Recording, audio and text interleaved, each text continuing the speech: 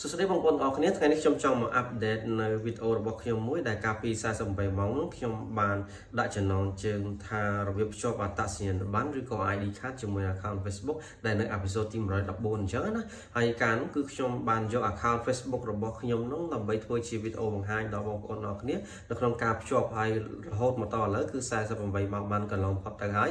ក្រុមហ៊ុន Facebook ក៏ធ្វើការឆ្លើយតបមកកាន់ខ្ញុំដែរដោយខ្ញុំបានភ្ជាប់ជាមួយនឹង account Facebook របស់ខ្ញុំជាមួយនឹងអត្តសញ្ញាណប័ណ្ណហ្នឹងអញ្ចឹងឃើញថាការដែលខ្ញុំភ្ជាប់នោះគឺទទួលបានជោគជ័យ 100% ហើយក្រុមហ៊ុន Facebook ក៏បានលោតសញ្ញា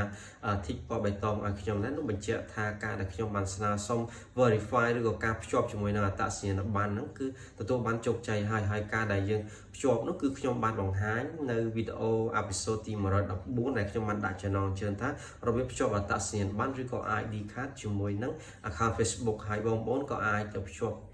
ដោយតែខ្ញុំដែរដើម្បីការពារពីការ disable account ឬក៏ការពារពីការបាត់ account Facebook បងប្អូនឬក៏ការពារពីការ hack របស់បុគ្គលផ្សេងៗដែលចង់មកគ្រប់គ្រងលើ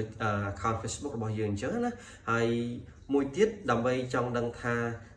ការដែលយើងភ្ជាប់នឹងទទួលបានជោគជ័យឬក៏អត់ឥឡូវខ្ញុំមកបង្ហាញដល់បងប្អូនទាំងអស់គ្នាបន្តិចសិនបាទអញ្ចឹងយើងធ្វើដូចមុនដដែលយើងចូលមកកាន់ account Facebook មកហើយយើងចូលទៅកាន់ menu ដើម្បីទៅតាមខ្ញុំមកយើងទៅកន្លែងពីមុនដើម្បីយើងទៅរកណាអញ្ចឹងបងប្អូនទៅយកពាក្យថា setting and privacy ទៀតមកហើយបន្តមកទៀតបងប្អូនយកពាក្យថា setting យើងនឹងលោតចូលមកដល់ទំព័រកន្លែងនេះបងប្អូនយកពាក្យថា see more in account center បន្តមកទៀតបងប្អូន scroll ឡើងទៅលើបន្តិចដើម្បីយកពាក្យថា personal detail បន្តមកបងប្អូនយកពាក្យថា identity confirmation អញ្ចឹងបងប្អូនចូលមកដល់កន្លែងនេះគឺជាកន្លែងដែលក្រុមហ៊ុន Facebook បានបង្ហាញថាយើងបាន confirm ជាមួយនឹង ID card ឬក៏អត្តសញ្ញាណប័ណ្ណហ្នឹងហើយយើងចូលទៅក្នុងហ្នឹងទៀតមកយើងនឹងឃើញនៅកន្លែង complete ហ្នឹងគឺ load នៅសញ្ញា tick ពណ៌បៃតង2ទី1គឺ two factor authentication ទី2គឺ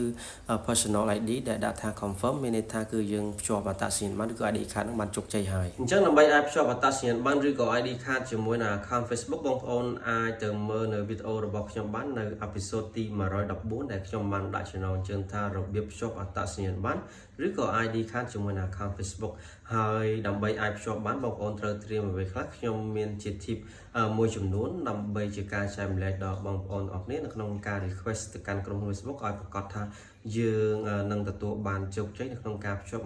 100% ហើយអ្វីដែលបងប្អូនត្រូវត្រៀមនោះគឺនៅឈ្មោះ account Facebook របស់បងប្អូនគឺបងប្អូនត្រូវបដូរឈ្មោះឲ្យត្រូវជាមួយនឹងអត្តសញ្ញាណប័ណ្ណប៉ុន្តែបើសិនជាឈ្មោះបងប្អូនត្រូវហើយគឺមិនចាំបាច់បដូរទេ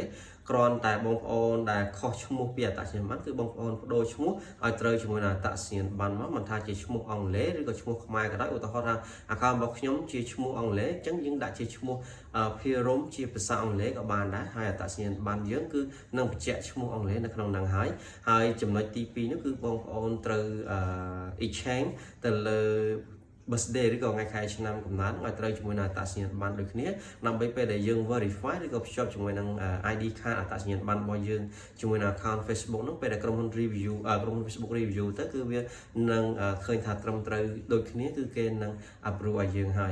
យមួយទៀតនោះគឺបងប្អូនត្រូវដាក់នៅប្រព័ន្ធសុវត្ថិភាពមួយដែលមានឈ្មោះថា two factor ឬក៏ពាក្យពេញថា two factor authentication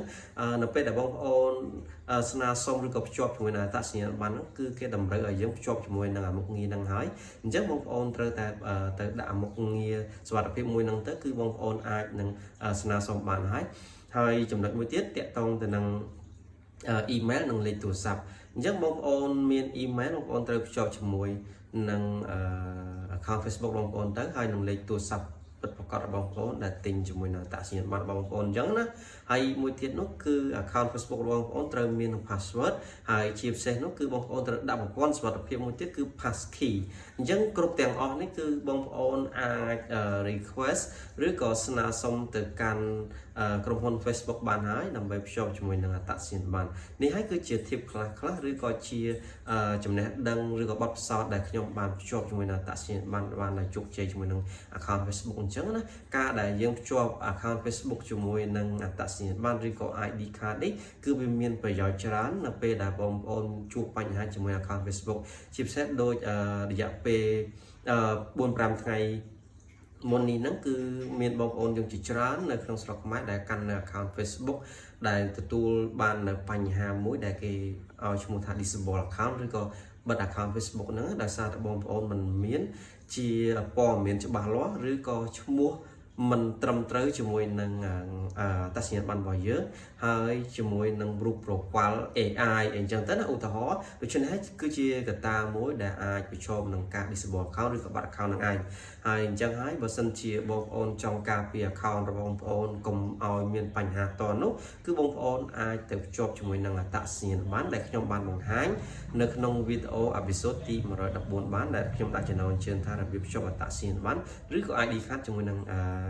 account Facebook ហ្នឹងអញ្ចឹងវីដេអូដែលខ្ញុំចែករំលែកដល់បងប្អូនទាំងអស់គ្នាឬក៏ update នៅក្នុងវីដេអូនេះគឺមានតែប៉ុណ្្នឹងទេទាក់ទងទៅនឹងការភ្ជាប់អត្តសញ្ញាណប័ណ្ណអញ្ចឹងកុំភ្លេចចុច like share និង follow ដើម្បីទទួលបាននៅវីដេអូចែករំលែកនិងការ update ថ្មីៗបន្ថែមទៀតបាទអរគុណជួបគ្នានៅវីដេអូក្រោយ